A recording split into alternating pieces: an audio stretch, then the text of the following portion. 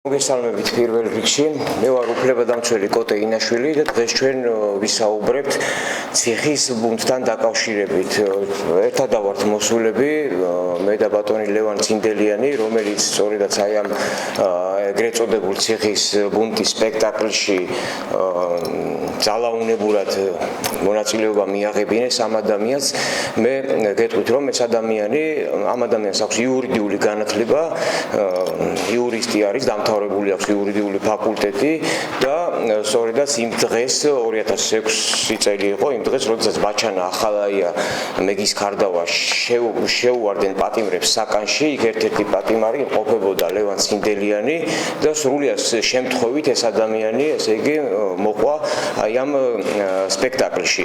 ამის შემდგომ 7 წელი მიუსაჯეს სასჯელი ლევან ცინდელიანს და მან ეს 7 წელი გაატარა ნომერ მე-7 საპყრობილეში, სადაც სასჯელს იხდიან ქურდები, კანონიერი ქურდები, ეგრეთ წოდებული კანონიერი ქურდები და სწორედაც იქ მოუწია სასჯელის მოხდა.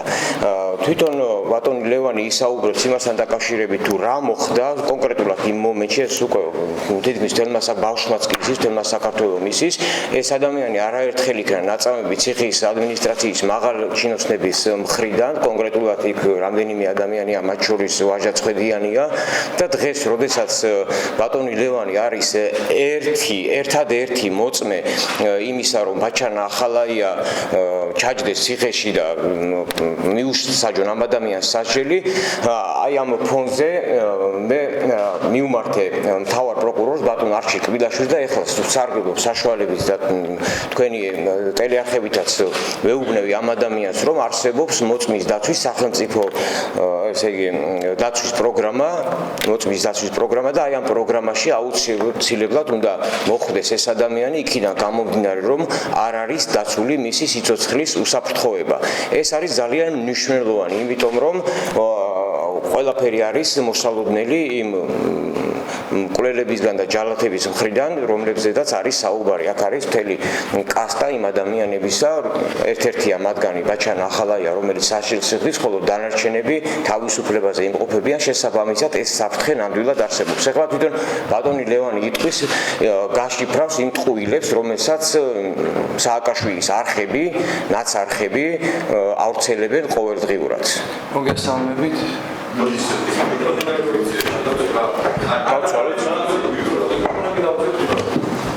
მიკროფონები, კი ბატონო.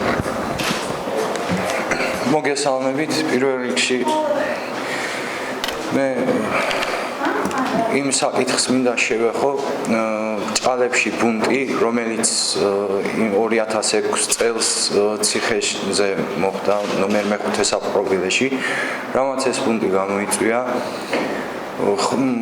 ბუნტი კი არა, პატიმრების პროტესტი, ძალადობის და არაადამიანური მოპყრობის წინააღმდეგ. ბაჩანა ახალაია დაინიშნა სასჯელ აღსრულების დეპარტამენტის უფროსად 2006 წელს. ამ პერიოდში თვითონ უამრავი დაწესებულება ააწიოკა. ეს იყო რუსთავის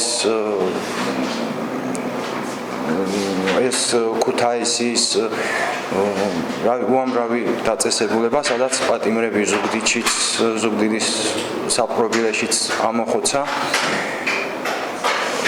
დადგეს სპექტაკლი თითქოს და ეს ყველაფერი პატიმრების მიერ იყო დაგეგმილი და მის საწინააღმდეგოდ ხდებოდა ესეთი პატიმრების მხრიდან არასწორი ინფორმაციის გავრცელება მთელს ქვეყანაში. 2006 წლის 26 მარტს ხამის 12 საათს გადაცილებული იქნებოდა, შემოვიდა სპეცნაზთან ერთად, არაფრიზელ მდგომარეობაში ახდნენ მეგის ქარდავა, დავით ჭაყვა, ჭარბაძე და ერთი 15 კაცამდე სამოქალაქო ფორმაში ჩაცმულები და 100 კაცამდე სპეცნაზელი ნიღბიანები. შემოვიდნენ, გამოგვიყვანეს 3 პატიმარი, რომლებიც ვიმყოფებოდით ერთ სართულზე, ეგრეთ წოდებულ რეზიდენციაზე სამკურნალო დაწესებულებაში.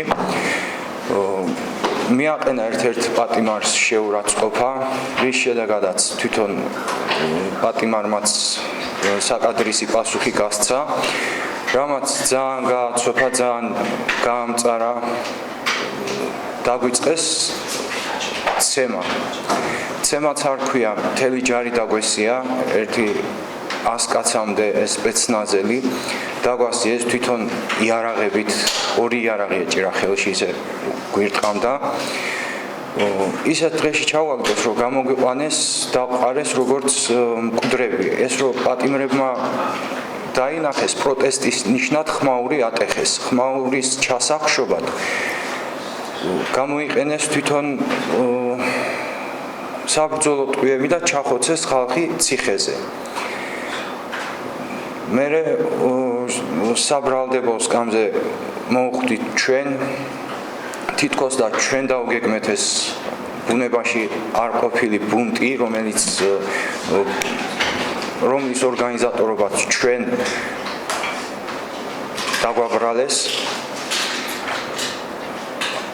ამ 7 წლის განმავლობაში ჩემგან ითხოვდნენ, რომ რაღაცა მზადდებოდა ციხეზე და პატიმრების მხრიდან იყო ეს ყველაფერი მოწყობილი. ამის აღიარების გულისთვის უამრავი წამება, უამრავი ზეწოლა განხორციელდა ჩემზე, თითქმის დამაინვალიდეს 4 ოპერაცია დამჭირდა. თვითონ მეუბნებოდა ბაჩო, არ აღიარებო, ცოცხალი ვერ გახვალო. სცენარის დადგმაც არ დამჭირდებაო, რომ თითქოს თავი ჩამოიხრჩო, ან ვენები გადაიჭრაო, ისედაც შენით მოკვდებიო, ისეთ დღეში ხარო, თუ არ აღიარებო ამ ბუნტის ორგანიზატორობას.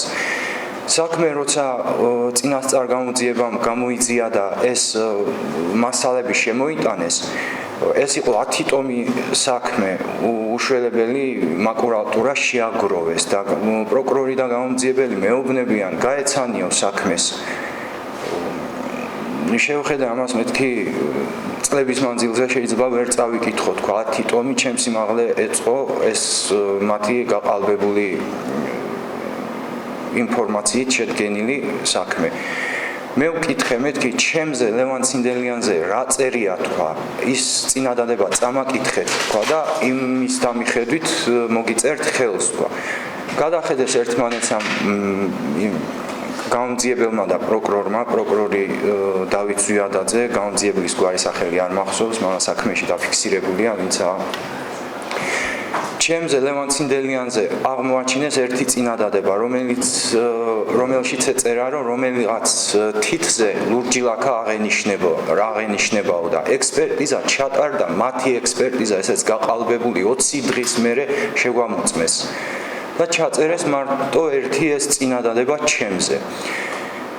როცა მაშინ სახალხო დამცველის აპარატის უფროსი იყო ბატონი სოზარ სუბარი, რომელმაც მეორე დღესვე ბუნტის მეორე დღესვე გვინახულა და პირადად თვითონ თავისი თვალით ნახა რა მდგომარეობაშიც ვიყავით და შემდგომ პარლამენტის წინაშე მოხსენებით რომ წარს დგა, მაშინაც აღნიშნული აქვს ეს სურათი რა დღეში პირადად მე ვიმყოფებოდი იმ დღეს, როცა თვითონ მომინახულა.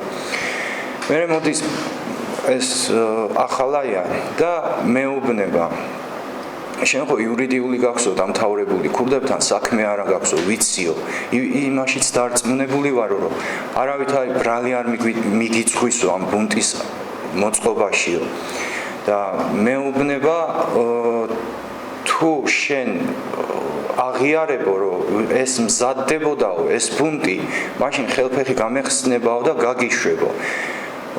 თვითონ ვერანაირი გზით ვერ მიაღწია, რომ რაც არისო ის მეღიარებინა, ვერც მუქარით, ვერც დაპირებით, ვერანაირად. ჩემი ძალაუფლება არისო განუსაზღვრელი. გვერდში დაგიყენებო, ბუსსაც ვერავინ ვერ აგიფრენსო. რა თქმა უნდა, რაც არისო ის არც მაშინ მეღიარებია. პირიქით, ყოველი არასწორი ქმედება, ყოველი წამება დაფიქსირებული მაქვს, ოქმები დევს ეხლაც არსებობს, რომ რა პირობებშიც მამყოფებდნენ. ზაფხულის თვე იყო 2011-ში, 27 ივლისი იყო, გადამიყვანეს ვითომ სამკურნალო დაწესებულებაში, სადაც 3 დღის განმავლობაში სასმელი წყალიც გადამიკეტეს, საშინელი ანტისანიტარია იყო, შიდსიანების და ბოტკინიანების ანალიზის ქილები, თავებმოხდილი, ქილებზე ეწერა გვარი, სახელი, პატიმრების ოთახში საშინელი ანტისანიტარია, წყალი გადაკეტილი და შემოვიდნენ სახალხო დამცველის აპარატის რწმუნებულები, მონიტორინგის ჯგუფი. ყველაფერი დააფიქსირეს და სახალხო დამცველის რწმუნებულებს ოქმის ბოლოში დავაწერინე, მეთქი ამ ოქმის შედგენის შემდგომ ჩემი პირობები გაუარესდება თქვა, რაც სინამდვილეში ასეც მოხდა. და ეს მოგეხსენებათ 2011 წელსაა და მოყოლებული ამ ბუნტის სასამართლოებიდან ეს 7 წელი გრძელდებოდა ჩემს მიმართ იმაზე ზეწოლა, რომ მე უნდა მეღიარებინა ეს ბუნტის ორგანიზატორობა.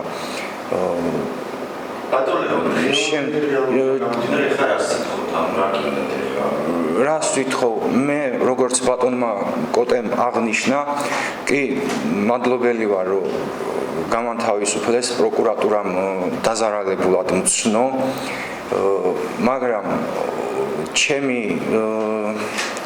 სიცოცხლე დგას საფრთხის ქვეშ. უამრავი ჯალათი დღეს დაიარება ქუჩაში, საქართველოში პირადად, ზოგი გაქცეულია ქვეყნის საზღვრებს გარეთ. უამრავი კიდე მუშაობს ისევ იმ დაწესებულებებში, რომლებიც პირადად ახორციელებდნენ ჩემზე ზეწოლას, რომ სტრასბურგიდან გამომეტანა ეს საჩივარი, რომ მე უკანონოდ ვიხდიდი სასჯელს. დღევანდელ სამკურნალო დაწესებულებაში ბუდანის ნომერ მე-17 დაწესებულება არის ბალანსა თუ არ ვწდები, მაიზერ გუჭიანი თუ მე-18 დაწესებულება. მაიზერ გუჭიანი დღესაც მუშაობს სისტემაში. დღესაც ძალიან კომფორტულად გრძნობს თავს სახელმწიფო უხდის ხელფას. ეს სხვათაშორის ექიმი, რომელიც ესწრებოდა ბატონი ლევანის წამებას, ბაჭარა ახალაიას მხრიდან წამებას, რა გვარია ეს ექიმი? ალთო ვაშაყმაძე დღესაც მუშაობს საშელახსოვრების სამინისტროში, ისევ ექიმის თანამდებობაზე რჩება.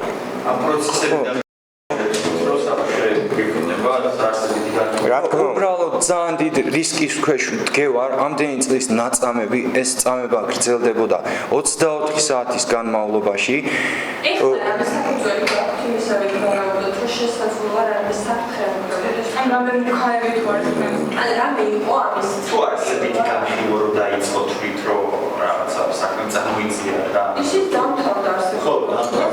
არსებითი განხილვაც ისეთნაირად დამთავრდა, რომ იქ ერთადერთი მოწმე, რომელიც ქურდი არა ვარ, რომელსაც ბუნტის მოწყობაში მონაწილეობა არ მიმიღია და თვითონ პროკურორიდან გამომძიებელი მეკითხებოდნენ, ეხლა არჩევნების შემდგომ მთავრობა რომ შეიცვალა, აი რამე კონკრეტული მტრობა ქონდაო ახალაიას შენს მიმართ, რომ საქმეში არაფერი არ წერიაო ისეთი, რომ შენ ამდენი წელი ჩაეკეტეო ციხეში და რამე სხვა ის ქონდაო, მიდი და შენ კითხე თქვა, გამომძიებელი ხარ და შენ გაინტერესებს ეს თქვა და მე როდის დატოვეთ თქვენი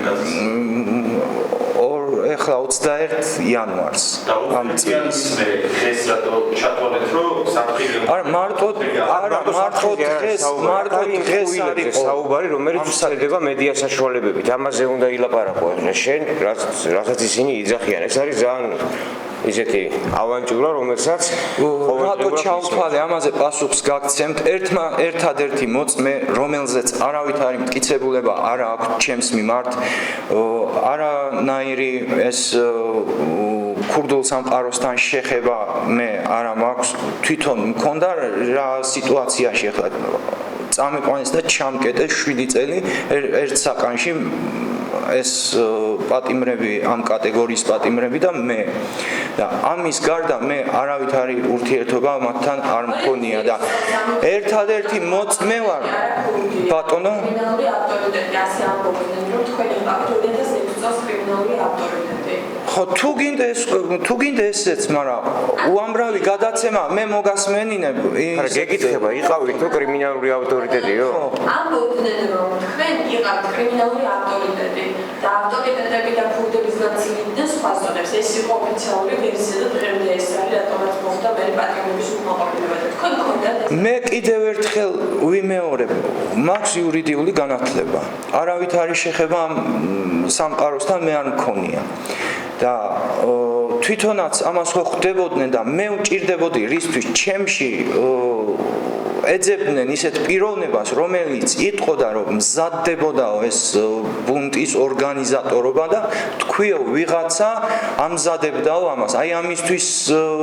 ჭირდებოდი მე და უფრო არჩევანი გააკეთეს ჩემზე რომ ამას იურიდიული აქსო დამთავრებული ან დავაშინებთო ან მოვისყიდითო არც ერთი არც მეორე არ გამოუვიდათ და შემოურჩი ასე მეუბნება არაფერი არ წერიაო შენზე საქმეში აი უბრალოდ ელემენტალურს გეუბნებიო რომ არაფერი არ წერიაო საქმეში და თვითონ ხო მიხვდებიო რომ როგორი იოლი არისო შენი განთავისუფლებაო იტყვიო და გაგიშვებო და ეს შეხვედრები პირადად ბაჩო ახალაია და დავით ჭაკვა და 2007 წელს სასამართლო პროცესებზე როცა ჟურნალისტების დასწრება იყო დაშვებული მე აუდექი ჟურნალისტების წინ სასამართლო პროცესზე და თქვი მეთქი ღამეებს მათენებინებენ თქვა წამებაში დავით ჭაკვა და ბაჩო ახალაია ესენი მაინც მომაშორეთ თქვა სხვას არაფერს არ ვითხოვ ბოლო ვატყობდი რა სცენარიც და რა სპექტაკლიც იყო დადგმული ამ სასამართლო პროცესებზე 40-მდე სასამართლო პროცესი ჩატარდა და ეს რო თქვი სასამართლო დარბაზში იმ დღიდან მეორე დღესვე აკრძალეს ჟურნალისტების დაშვება სასამართლო პროცესზე და ეხლა არჩევნების შემდგომ აი ბოლო პერიოდებში დაუშვეს სასამართლო პროცესებზე ჟურნალისტების დასწრება გისმენთ თქვენ თავზე კატეგორიულად ვთქვათ რომ არ იცოდით ინფორმაცია ბუნტის შესახებ მაგრამ თქვენთან ერთად კიდევ 6 პირი იყო მაშინ ვისაც ჰქონდა იგივე ბრალდება შეგიძლიათ რომ იგივე კატეგორიულად ვთქვათ რომ საერთოდ არ მზადდებოდა არავისგან ინფორმაცია მე იქიდან გამომდინარე კი ბატონ მე კონკრეტულად ახლა ჩემს პიროვნულ ურთიერთობაზე ამ საკითხთან დაკავშირებით იმაზე ვილაპარაკებ მაგრამ როგორც გამოძიებამ დაადასტურა რომ ეს ბუნებაში არც იგეგმებოდა და ბუნტი ბრჭყალებში ითქმის თორე არც ბუნტი არ მომხდარა დაშინების მიზნით შევიდნენ და ამოხოცეს ხალხი ეს იყო და ეს მეტი არავითარი ბუნტი არ ყოფილა წინაპირობა უკმაყოფილება პატიმრების არ იყო არ იგეგმებოდა იმ პერიოდში არავითარი იმ დაწესებულებაში არავითარი ბუნტი არ იგეგმებოდა არავითარი გამორიცხულია სამკურნალო დაწესებულებაში ჯერ ეს ერთი იმ კატეგორიის პატიმრები არიან იქ მოთავსებული რომლებსაც უბრალოდ ფიზიკურად არ შეუძლიათ გადაადგილება და ხმაური და პროტესტის გამოხატვა რა შეიძლება პროტესტი გამოხატონ ან უკიდურეს პირობებში შიმშილობა გამოაცხადონ ან რაღაცა ისეთ ფორმებს მიმართონ სხვანაირად იქ რეალურად ბუნტი არ მოხდება სპექტაკლი ეს იყო ძალის დემონსტრირება ერთ-ერთი შეიძლება დადებული იყო მაგრამ თავის აზრს ამასთან დაკავშირებით თუნდაც მამარდაშვილმა ხო გამოთქვამდნენ ეს ვიდეო და ვიღაცები რომ იყვნენ უკმაყოფილება და რაღაცა უნდა მოხდარიყო რომ შეცვლილი იყო ახალაია უბრალოდ მაინტერესებს რა ხან არ მომეცა აქამდე ამიტომ ვაკითხავ რომ არანაირად ამასთან დაკავშირებით ეხლა მთავრობა რომ შეიცვალა არჩევნების შემდგომ გამოძიებელი რომ შემოვიდა ჩემთან ვეუბნები მეთქი ძველი მასალებიდან იხელმძღვანელე თქვა მე ახლა ახალს არაფერს არ გეტყვი ახალაია რომ დააკავეს როგორც ადამიანი როგორც პიროვნულად შინაგანად ახლა ამის თქმაც შეიძლება ვინმესთვის დაუჯერებელი იყოს მაგრამ მე მაშინაც განუცხადე მეთქი როგორც პატიმარი აი რაღაცნაირად ისეთი გრძნობა გამიჩნდა რომ უბრალოდ არ მსიამოვნებს არავისი ციხეში ყოფნა და არავისი ციხეში ჩაჯდომა. კი, მაგრამ ის ქარული ვიდეო, რომელიც იყო ალბათ გახსოვს, ხო მამარდაშვილი და ბიბლიანი იყო და მესამეობრივი მომყარდე თარგმნოსი. ისინი რეალურად ლაპარაკობდნენ. არავითარი ბუნტი სიტყვა არაა ნახსენები. ბუნტი არის. ხო, იყო რაღაცა, უნდა შეცვლილიყო ახალაი. არ ვიცი, ისინი საკანში ერთად ისხდნენ პატიმრები და საუბრობენ. იქ როგორც გაშიფრა გამოძიებამ, თვითონ მათმა გამოძიებამ 2006-ში იქაც რამე კონკრეტული არ არის ნათქვამი და მე საიდან მეცოდნება. ხო და პატიმრები რო ერთად საუბრობენ, ვიღაცას მომისმინეთ.